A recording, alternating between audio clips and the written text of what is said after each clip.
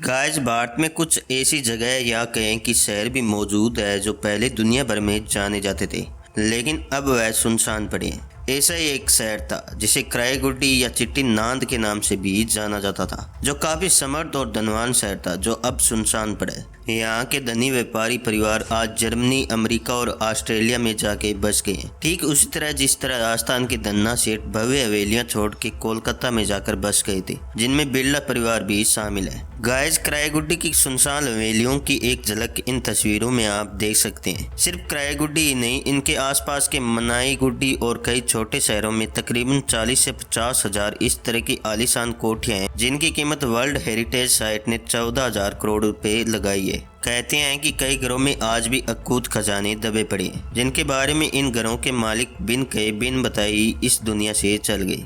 दुनिया की 3 सबसे बड़े hacker. Number 3, Albert Gonzalez.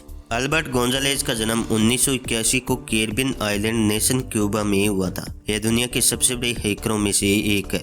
Gonzalez ने 12 साल की उम्र में अपना पहला कंप्यूटर खरीदा और सिर्फ 14 साल की उम्र में नासा के कंप्यूटर को हैक कर लिया, जो दुनिया का सबसे सिक्योर सिस्टम माना जाता है। जिसके बाद सिक्योरिटी ने उसे सजा के तौर पर सुधार गृह में भेज दिया, क्योंकि वह नाबालिग था। उसके बाद गोंजालेज ने 2005 से 2007 तक 170 मिलियन से भी ज्यादा क्रेडिट कार्ड और डेबिट कार्ड के डिटेल को हैक किया और इस डाटा को उन्होंने बेचना शुरू कर दिया। इस घटना को दुनिया के इतिहास का सबसे बड़ा ऑनलाइन फ्रॉड माना जाता है। इस हैकिंग से कमाए हुए पैसे से गोंजालेज बिल्कुल ऐशो आराम की जिंदगी जी रहे थे, लेकिन 2008 में पकड़े जाने के बाद आगे चलकर 25 मार्च 2010 को उन्हें 30 साल की सजा सुनाई गई और इस तरह से आज भी वो जेल में अपनी सजा काट रहे हैं। पृथ्वी से लगभग 190 प्रकाश वर्ष दूर एक तारा है जिसका नाम HD 140283 है, जिसे मेथुसला भी कहा जाता है। इस तारे ने वैज्ञानिकों की नींद उड़ा रखी है।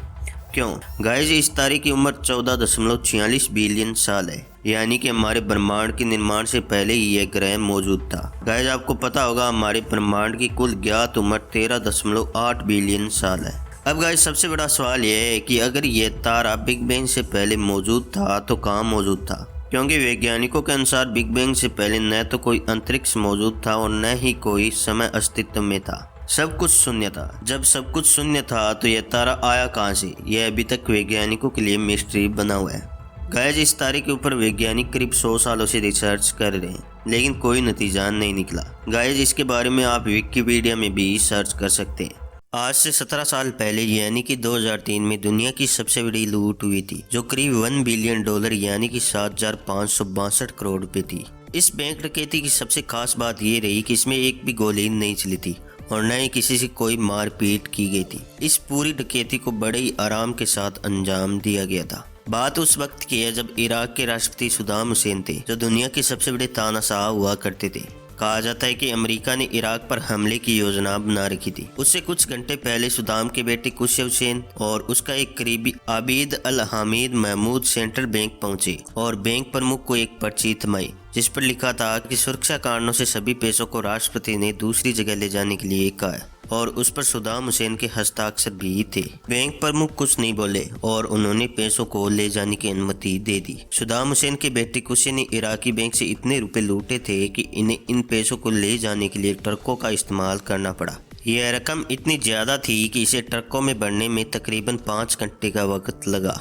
इसके बावजूद भी बैंक में और भी पैसे थे, लेकिन उन्हें रखने के लिए ट्रक में जगह नहीं थी, इसलिए उन्हें वहीं पर छोड़ दिया गया। इस घटना के बारे में लोगों को तब मालूम हुआ जब अमेरिकी सेना ने इराक पर बमबारी शुरू कर दी। इस दौरान इराकी सेंट्रल बैंक पर भी कब्जा कर लिया गया, लेकिन उन्हें पता चला कि बैंक से सारे पैसे तो सद्दाम हुसैन के बेटे खुर्शीद ले गए। इसके बाद जब छानबीन हुई तो सद्दाम हुसैन के महल से करीब 41,000 करोड़ नोटों के ढेर मिले थे, जो करीब अनुमान ही था। कहाँ तो यहाँ तक जाता है कि इराक में और भी कई जगहों पर छानबीन की गई, लेकिन बैंक लूट का एक बड़ा हिस्सा कभी नहीं मिला। कई लोगों का कहना है कि सद्दाम हुसैन ने उन पैसों को सीरिया भेज दिया होगा, हालांकि इस बात के कोई पुख्ता प्रमाण नहीं है। और गाइस, तानाशाह सद्दाम हुसैन का इतना खौफ था कि लूट के वक्त बैंक के एक भी अधिकारी ने सद्दाम हुसैन से कोई भी सवाल नहीं पूछा। आज के समय में गैस सिलेंडर सभी के घरों में होता है, लेकिन कोई जानता है इस पर यह नंबर क्या है जो हर सिलेंडर पर लिखे होते हैं? डोंट वेरी, मैं आपको बताता हूँ। दरअसल ये नंबर किसी भी सिलेंडर के फिजिकल टेस्ट की डेट के बारे में बताता है, यानी कि कोई सिलेंडर ज़्यादा उपयोग में लेने से डैमेज हो जाता है, जिसके फलस्वरूप इसकी जांच करना अनिवार्य होता है। अगर किसी सिलेंडर पर 822 लिखा है तो यह जनवरी से मार्च 2022 के बीच में फिजिकल रूप से एक्सपायर हो जाएगा। तब इसकी जांच की जाएगी और पता लगाया जाएगा कि यह दोबारा उपयोग में लेने लायक है या नहीं। गाइस, सिलेंडर पर नंबर इस प्रकार से लिखे होते हैं: ए जनवरी मार्च, बी अप्रैल जून, सी जुलाई सितंबर, डी अक्टूबर दिसंबर।